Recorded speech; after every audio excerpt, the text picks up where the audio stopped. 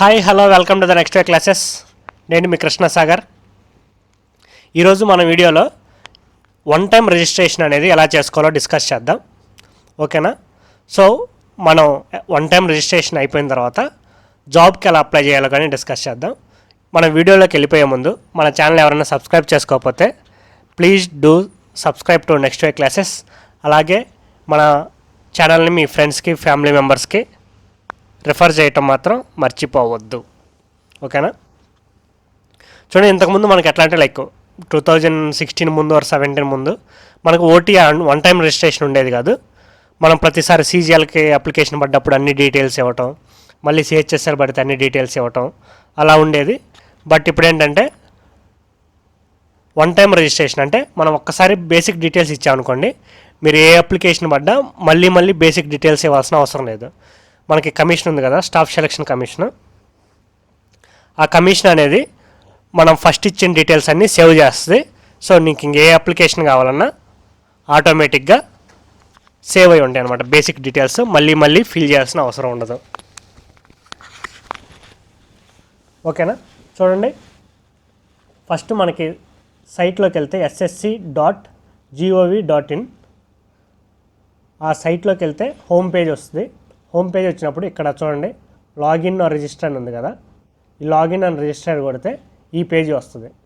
ఇది new candidate one time registration అని. ఓకేనా?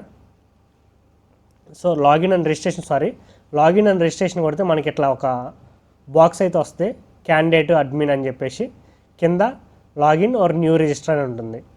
సో రిజిస్టర్ న్యూ మీద క్లిక్ చేస్తే ఈ స్క్రీన్ వస్తుంది. ఓకేనా? సో ఈ స్క్రీన్లో మనం ఇప్పుడు ఓటీఆర్లో ఏ డీటెయిల్స్ ఇస్తాం, పర్సనల్ డీటెయిల్స్, పాస్వర్డ్ క్రియేట్ చేసుకుంటాం, అడిషనల్ డీటెయిల్స్ ఇస్తాం అండ్ డిక్లేర్ చేసి కంప్లీట్ చేస్తాం ఓటీఆర్. సో ఇక్కడ కంటిన్యూ కొడితే, ఈ కంటిన్యూ క్లిక్ చేస్తే మనకి నెక్స్ట్ పేజీ ఇలా వస్తుంది. ఇక్కడేముంది, పర్సనల్ డీటెయిల్స్ ఉంది. ఫస్ట్ మనకేముంది, do you have a Aadhaar card అని ఉంది. సో మీకు ఆధార్ కార్డు ఉంటే ఆధార్ కార్డు లేకపోతే ఇక్కడ చూడండి టైప్ ఆఫ్ ఐడెంటిఫికేషన్ కార్డు 2 ఉంది కదా. సో అప్పుడు వేరే ఐడెంటిఫికేషన్ కార్డు ఇవ్వాలి. సో బట్ అందరికి ఆధార్ కార్డు ఉండిద్ది కాబట్టి ఇక్కడ బై డిఫాల్ట్ నో అని ఉండిద్ది. ఎస్ అని పెట్టి మన ఆధార్ కార్డు నెంబర్ ఇవ్వండి. సో ఆధార్ కార్డు నెంబర్ ఇస్తే ఆధార్ కార్డు నెంబరు మళ్ళీ వెరిఫై ఆధార్ కార్డు అని ఉంది కదా. సో కన్ఫర్మ్ చేసుకోండి. ఇక్కడ ఇచ్చి మళ్ళీ కన్ఫర్మ్ చేసుకోండి. తర్వాత ఇది బ్లాంక్ అయిపోతుంది. సెకండ్ ఐడెంటిఫికేషన్ కార్డు అడగదు, బ్లాంక్ అవుతుంది. Next candidate name as per matriculation. ఓకేనా? సో థర్డ్ అనేది మన 10th క్లాస్ సర్టిఫికేట్లో ఎలా అయితే ఉందో అలానే మీరు మీ నేమ్ ఇవ్వండి. ఓకేనా? సేమ్ స్పెల్లింగ్ మిస్టేకు ఏముండొద్దు, గ్యాప్స్ అలాంటివి ఏముండొద్దు, జాగ్రత్తగా మీ నేమ్ ఇవ్వండి. నెక్స్ట్ ఆ నేమ్ని కన్ఫర్మ్ చేయండి, వెరిఫై చేసుకోండి. ఓకేనా? తర్వాత have you ever change name అని ఉంది. సో మీరు ఎప్పుడైనా నేమ్ చేంజ్ చేశారని అడిగింది. సో ఎప్పుడైనా చేంజ్ చేస్తే ఎస్ అని ఇవ్వండి, చేంజ్ చేయకపోతే నో అని ఇవ్వండి. సో నేను మ్యాక్సిమం ఎవరు చేంజ్ చేయరు కాబట్టి నోలోనే ఉంటుంది. చేంజ్ చేస్తే ఎస్ అని ఇచ్చి ఏమని చేంజ్ చేశారో ఆ న్యూ చేంజ్ చేసిన నేమ్ ఇవ్వండి. నెక్స్ట్ జెండర్ ఇవ్వండి. తర్వాత జెండర్ వెరిఫై చేసి నెక్స్ట్ డేట్ ఆఫ్ బర్త్ ఇచ్చారు, డేట్ ఆఫ్ బర్త్ వెరిఫికేషన్ ఇచ్చారు. తర్వాత ఫాదర్ నేమ్ కూడా 10thలో ఎలా ఉందో అలా ఇవ్వండి. So next father name verify చేయండి. నెక్స్ట్ మదర్ నేమ్ వెరిఫై చేయండి. నేను ఫస్ట్లో ఎస్ఎస్సి ఎంటీఎస్ జాయిన్ అయ్యే ముందు నేనేం చేశానంటే డీవీకి వెళ్ళాను కదా. నార్మల్గా అప్లై చేసేటప్పుడు నా నేమ్ మొత్తం ఫుల్ ఇచ్చాను, ఇనిషియల్తో సహా. ఫాదర్ నేమ్ ఏం చేశానంటే ఆల్రెడీ నా నేమ్ ఇనిషియల్ ఇచ్చాను కదా అని చెప్పేసి ఫాదర్ నేమ్లో నేను ఇనిషియల్ ఇవ్వలేదు.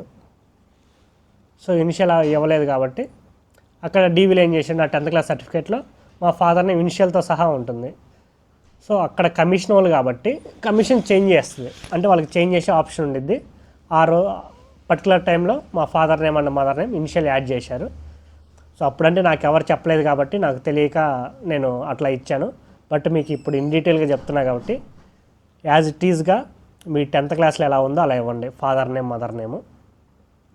Next matriculation 10th class education board, మన board of secondary education Andhra Pradesh. ఇక్కడ మీరు ఈ ఆరో మీద క్లిక్ చేస్తే బోర్డ్స్ వస్తాయి, అందులో చూసి ఇవ్వండి. పైనే ఉంటుంది మ్యాక్సిమం, పైన అంటే లైక్ ఒక 10-15 మధ్యలో ఉంటుంది. నెక్స్ట్ మళ్ళీ వెరిఫై చేయండి ఆ బోర్డ్ని. తర్వాత రోల్ నెంబర్, మీ 10th క్లాస్ రోల్ నెంబర్ ఏదైతే ఉందో ఆ 10th క్లాస్ రోల్ నెంబర్ ఇవ్వండి. ఆ రోల్ నెంబర్ వెరిఫై చేయండి. ఓకేనా? వెరిఫై చేసిన తర్వాత year of passing 10th class certificate మీద కింద ఉంటుంది చూడండి, ఏ ఇయర్ పాస్ అయ్యారో అది, లేకపోతే నార్మల్గా అందరికి గుర్తుంటుంది ఏ ఇయర్ పాస్ అయ్యారో. ఆ ఇయర్ ఇచ్చేసి ఆ ఇయర్ని వెరిఫై చేయండి మళ్ళీ. ఓకేనా? వెరిఫై ఇయర్ ఆఫ్ పాసింగ్ వేసిన తర్వాత హైయెస్ట్ లెవెల్ ఆఫ్ ఎడ్యుకేషన్ అని ఉంది. సో మీరు గ్రాడ్యుయేషన్ చేస్తే గ్రాడ్యుయేషన్, లేదా పీజీ చేస్తే పీజీ, మీరు సీజీఎల్ లేకపోతే ఇంటర్ అయితే ఇంటర్ ఇచ్చారంటే మీరు సీజీఎల్కి ఎలిజిబుల్ ఎవరు. సో మీరు హైయెస్ట్ క్వాలిఫికేషన్ ఏదో అది ఇవ్వండి. తర్వాత verify highest level of qualification అని ఉంది. సో ఆ హైయెస్ట్ లెవెల్ ఆఫ్ క్వాలిఫికేషన్ ఇవ్వండి.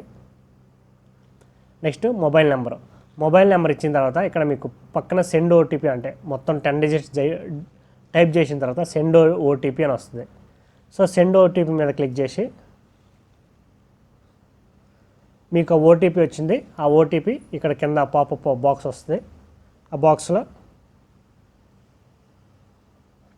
ఆ ఓటీపీ ఇచ్చి వ్యాలిడేషన్ చేసుకోండి. తర్వాత క్యాండిడేట్ ఈమెయిల్ కూడా సెండ్ ఓటీపీ వచ్చింది. బట్ మీరు మొబైల్ నెంబర్ కానీ ఈమెయిల్ కానీ ఏదైనా ఒకటి వ్యాలిడేట్ చేసుకుంటే సరిపోతుంది. ఓకేనా? సో రెండిట్లో ఒకటి వ్యాలిడేట్ చేసుకొని కంప్లీట్ చేసి నెక్స్ట్ సేవ్ అండ్ నెక్స్ట్ కొడితే మనకి ఇలా వస్తుంది. ఇదేంటి? మీ రిజిస్ట్రేషన్ నెంబర్ అనమాట. సో ఈ రిజిస్ట్రేషన్ ఇదంటే ఇది కాదు, మీకు వచ్చేది మీ రిజిస్ట్రేషన్ నెంబర్ సేవ్ చేసుకోండి. మీకు మెసేజ్ కూడా వస్తుంది. మీ మెసేజ్లో రిజిస్ట్రేషన్ నెంబరు అండ్ పాస్వర్డ్ వస్తుంది. ఇప్పుడు ఏం చేస్తారు, మీరు పాస్వర్డ్ చేంజ్ చేసుకోవాలి. సో ఇక్కడ కంటిన్యూ అని కొడితే లాగిన్ అవుతుంది. ఇట్లా లాగిన్ ఐడి వస్తుంది. ఓకేనా? ఇట్లా వచ్చింది, ఈ స్క్రీన్ వస్తుంది. మీ రిజిస్ట్రేషన్ నెంబరు పాస్వర్డ్ క్యాప్చా ఇచ్చేసి సైన్ ఇన్ అవ్వండి. సైన్ ఇన్ అయితే నెక్స్ట్ స్క్రీన్ ఇలా వచ్చింది. పాస్వర్డ్ మీ మొబైల్ నెంబర్కి వచ్చిన OTP. Next new password. So new password ఇచ్చి నెక్స్ట్ ఏం చేస్తారు, న్యూ పాస్వర్డ్లో మీరు ఏమేం చేయాలంటే పాస్వర్డ్ మినిమం 8 లెటర్స్ ఉండాలి, అండ్ క్యాపిటల్ లెటర్ ఉండాలి, లోయర్ కేస్ ఉండాలి, నెంబర్ ఉండాలి, స్పెషల్ క్యారెక్టర్ ఉండాలి. అలా ఉండేటట్టు పాస్వర్డ్ పెట్టుకోండి. అండ్ పాస్వర్డ్ కన్ఫర్మ్ చేసుకోండి. సెక్యూరిటీ క్వశ్చన్స్ లైక్ మీరు బర్త్ ప్లేస్ కానీ మీ స్కూల్ కానీ అలాంటిది ఏదో ఒకటి చూస్ చేసుకొని వాటికి ఆన్సర్ ఇవ్వండి, మర్చిపోకుండా ఉండడానికి. ఓకేనా? అంటే మీరు పాస్వర్డ్ అలాంటి ఏమైనా మర్చిపోతే సెక్యూరిటీ క్వశ్చన్స్ మీద రిట్రీవ్ చేసుకోవచ్చు. So next save and next కొట్టండి. ఆ తర్వాత ఏమొస్తుంది స్క్రీన్, ఈ స్క్రీన్ వస్తుంది. ఇది ఎందులో ఎన్నిసార్లు లాగిన్ అవుతుంది అనుకోండి. ఇప్పుడు కొత్త పాస్వర్డ్తో లాగిన్ అవ్వాలి.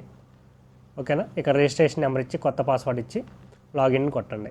ఇక్కడ క్యాప్చర్ ఇచ్చేసి లాగిన్ కొడితే నెక్స్ట్ స్క్రీన్ ఇలా వస్తుంది, additional details. So category UR అయితే యూఆర్. ఓకేనా?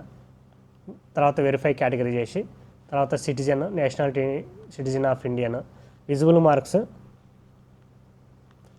మీ 10th క్లాస్ సర్టిఫికేట్లో మనకి మార్క్స్ ఇచ్చి ఉంటాం కదా, ఐడెంటిఫికేషన్ మార్క్స్, అందులో ఒకటి ఇవ్వండి. మనకు అప్పుడు 10thలో 2 ఇచ్చి ఉంటాం, అందులో ఒకటి ఇవ్వండి ఇక్కడ.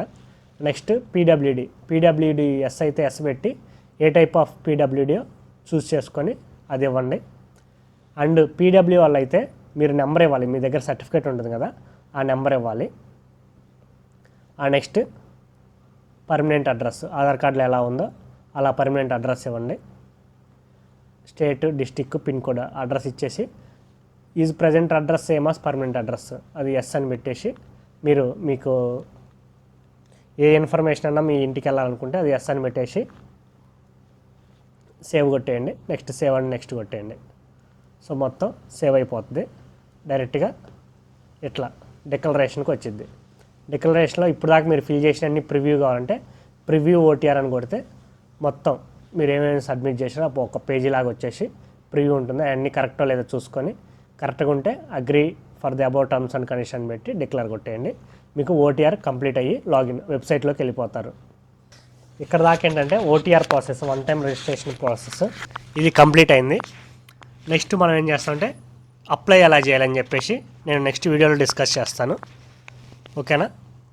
ప్రజెంట్ అయితే ఎవరైతే ఓటీఆర్, ఇది ఎందుకంటే మనం ఎప్పుడైనా లైక్ అప్లికేషన్ అనేది సపరేట్ ఉంటుంది, బట్ ఓటీఆర్ అనేది నెక్స్ట్ ఇంకొంతమంది రావచ్చు, వాళ్ళకి ఓటీఆర్ ప్రాసెస్ అర్థం కాకపోవచ్చు.